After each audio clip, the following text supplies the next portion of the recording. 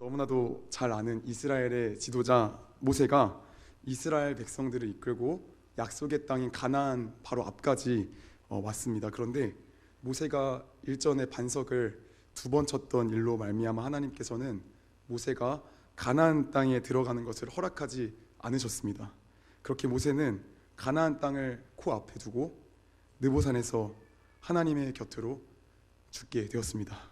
이제 남은 백성들은 모세 없이 가나안 땅에 들어가야만 하는 그런 상황입니다.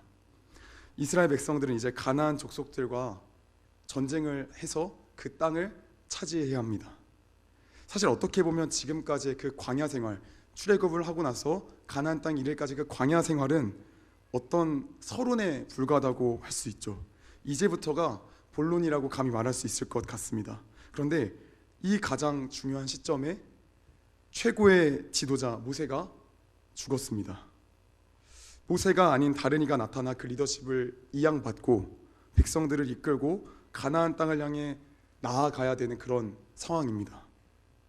나라의 대통령이 바뀔 때, 기업의 총수가 바뀔 때, 교회 리더십이 바뀔 때, 그런 리더십들이 바뀌는 그 순간은 공동체의 새로운 어떤 전환점이 될 수 있으면서도 동시에 공동체가 가장 불안해지는 그런 순간이기도 합니다. 그런데 지금 약속의 땅 가나안에 들어가서 정복 전쟁을 시작해야 되는 그런 가장 중요한 시점에 모세에서 여호수아로 리더십이 바뀌어지게 됩니다. 왜 하나님께서는 이 순간에 리더십이 바뀌게 하는 것일까? 여리고까지만 모세가 딱 하고 거기서 이제 내가 다 했다 하면서 딱 하면은 얼마나 그림이 보기 좋았을까요? 그러면서 우리가 이제 모세가 했던 것 같이 우리가 열심히 이렇게 잘 해보자 하면서 으쌰으쌰 하면 얼마나 좋을까요? 그런데 하나님께서는 가나안 땅을 딱 앞에 두시고 모세가 지도자로 이제 그만하고 여호수아가 이제 대체하게 하셨습니다. 왜 그런 걸까? 좀 생각을 해봤습니다. 그런데 생각해 보니까 이 교체 시기가 좀 적절했던 것 같습니다. 가장 중요한 시기, 가장 중요한 그 가나안에 들어가는 그 시기에 그 대단한 지도자 모세가 죽음으로 말미암아 이스라엘 백성을 이끄는 이가 모세가 아니라 하나님임을 다시금 백성들에게 각인시키셨기 때문에 지도자 교체의 시기는 너무나도 적합했다라고 할 수 있을 것 같습니다. 이렇게 하나님의 뜻 가운데 모세에서 여호수아로 그 리더십이 이양되었습니다. 이제 여호수아에게는 하나님께서 백성들에게 주시겠다고 약속하신 그 가나안 땅을 정복하고 그 정복한 그 땅을 백성들에게 분배해야 할 사명이 생긴 겁니다. 여호수아는 모세와 같이 하나님을 의지하며 그 땅을 향해 나아가야 합니다. 그런데 하나님께서 강하고 담대하라라는 그 말을 히브리어로 보면 똑같은 말을 3번이나 반복하셔서 말씀하시는데 이로 보아서 아마 여호수아에게는 두렵고 불안했던 마음들이 좀 많았던 것 같아요. 사실 당연한 거죠. 왜냐하면 앞선 전임 지도자인 모세가 너무 대단한 사람 아닙니까? 홍해를 갈았던 사람이고 또 하나님의 그 10가지 재앙을 또 직접 행했던 어떤 그런 인물 아닙니까? 또한 그 수많은 이스라엘 백성들을 이끌고 광야에서 이끌고 나온 지도자였기 때문에 그런 대단한 모세였기 때문에 자신이 앞으로 이 백성들을 이끌고 모세와 같이 지도자로서의 그 자리를 잘 감당할 수 있을지, 정복 전쟁을 잘 마무리할 수 있을지 두렵고 떨렸던 거죠. 그런 여호수아에게 하나님께서는 이렇게 말씀하십니다. 5절 말씀을 같이 한번 읽어보도록 하겠습니다. 5절 말씀 같이 한번 읽겠습니다. 시작. 내 평생에 너를 등이 대적할 자가 없으리니 내가 모세와 함께 있었던 것 같이 버리지 아니하리니. 아멘. 모세와 함께 하셨던 것 같이 여호수아와 함께 하신다고 지금 하나님께서는 여호수아에게 말씀하시고 계십니다. 하나님께서 모세와 함께 하셨을 때 모세의 길을 누구도 가로막지 못했습니다. 심지어 이집트의 바로조차도 그의 적수가 되지 못했습니다. 동일한 능력이 모세와 함께 했던 그 하나님의 능력이 여호수아와 함께 한다면 여호수아의 앞길을 누가 감히 막을 수 있겠습니까? 사실상 이 말씀은 어떻게 보면 이미 여호수아에게 이스라엘 승리를 내가 보장해 주겠다라는 그런 말씀과 동일한 말씀입니다. 그러면서 하나님께서는 여호수아에게 또 뭐라고 말씀하시냐면 강하고 담대하라 라고 말씀하십니다. 6절 말씀을 또 같이 한번 읽어보도록 하겠습니다. 강하고 담대하라. 너는 내가 그들의 조상에게 맹세하여 그들에게 주리라 한 땅을 이 백성에게 차지하게 하리라. 그냥 맹목적으로 강하고 담대해야 된다, 그냥 너가 힘을 굳게 가지고 가야 된다가 아니라 강하고 담대해야 되는 그 이유가 무엇입니까? 앞선 5절의 말씀에 나왔듯이 하나님께서 여호수아와 함께 하시기 때문에 강하고 담대하라라고 말씀하시고 계십니다. 이것이 강하고 담대할 이유입니다. 여호수아는 하나님이 함께 하시기에 강하고 담대하게 가나안에 들어가면 됩니다. 자, 그런데 이 뒤에 말씀을 보시면 또 강하고 담대하게 너희가 어떻게 행해야 된다라는 것을 구체적으로 또 하나님께서 말씀해 주십니다. 그런데 이 뒤에 나오는 그 말씀을 살펴보면 뒷내용이 좀 이상합니다. 7절 말씀을 한번 같이 한번 봐보겠습니다. 7절 말씀을 한번 쭉 보시면은 뭐 그냥 우리가 읽을 때는 뭐 아무 문제 없어 보이지만 사실 5절부터 7절까지 말씀을 쭉 읽어보면은 사실 오직 강하고 극히 담대하여 이제 가나안 땅을 향해 나아가라, 가나안 땅을 향해 정복을 시작해라 라고 하는 게 사실은 문맥상 깔끔합니다. 그런데 갑자기 뜬금없이 율법을 지키라는 말씀이 나오는 거죠. 쉽게 말하면 전쟁이 이제 코앞인데 갑자기 하나님께서는 성경 말씀 보면서 그 말씀에 따라 순종하라 라고 하시는 겁니다. 급해 죽겠는데 그렇게 말씀하시는 거죠. 가나안을 정복하고 땅을 분배하여 차지하는 일과 율법을 묵상하고 지켜 행하는 것은 별개의 문제로 솔직히 여겨져요. 왜 갑자기 하나님께서는 여호수아에게 이런 말씀을 하고 계시는 걸까요? 먼저 이 말씀을 우리가 바르게 이해하기 위해서는 이 율법이라고 번역된 단어에 대한 오해를 풀어야 됩니다.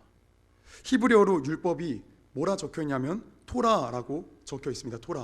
토라라는 거는 인도, 교훈, 가르침, 율법, 계명, 법령 등의 다양한 뜻을 가지고 있는데 특별히 오늘 본문에서는 어떤 뜻으로 사용되냐면 가르침이라는 뜻으로 사용되었어요. 가르침. 무슨 가르침이라 이러면은 모세의 가르침입니다.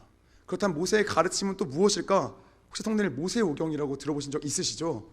우리가 잘 아는 창세기, 출애굽기, 레위기, 민수기, 신명기, 이걸 모세오경이라고 하는데 모세의 가르침, 이 율법이라는 것은 이 모세오경을 뜻하는 말씀입니다.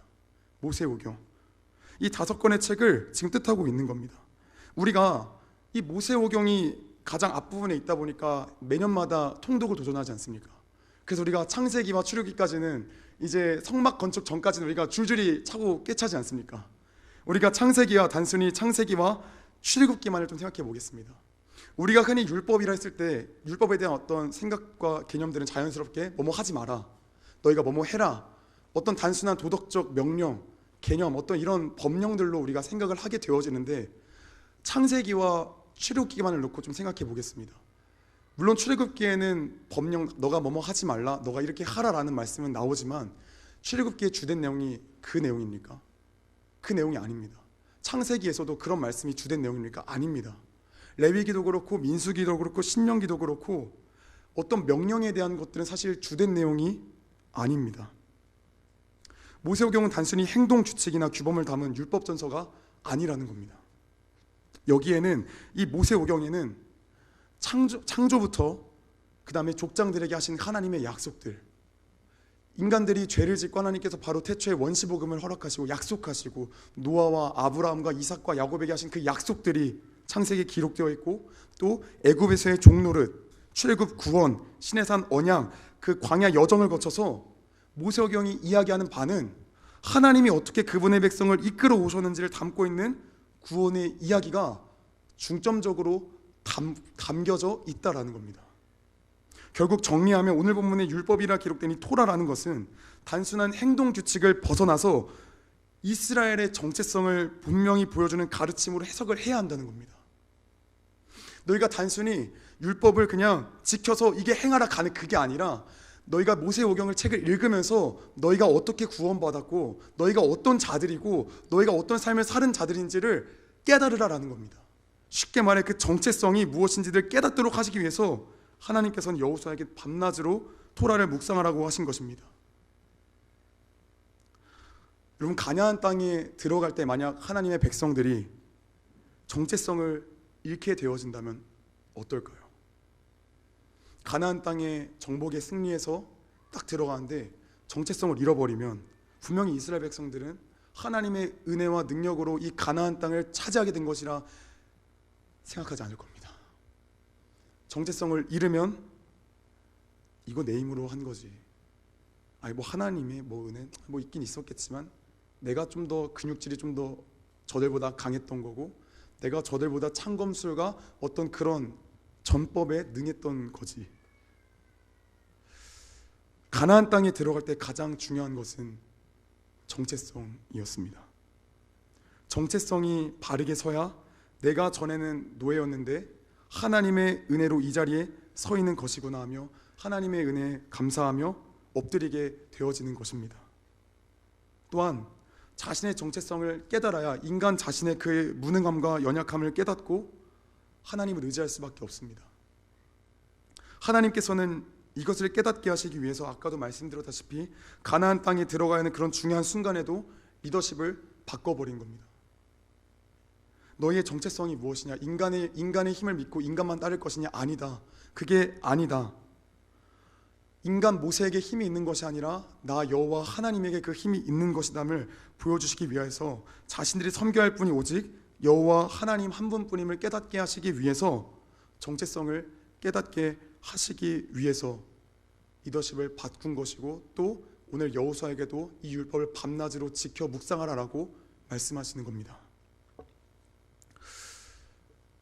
더 행복 캠프가 얼마 남지 않았습니다. 이제 한 주하고 3일 뒤면 이제 우리는 가 있을 겁니다. 우리에게 지금 필요한 것이 무엇입니까?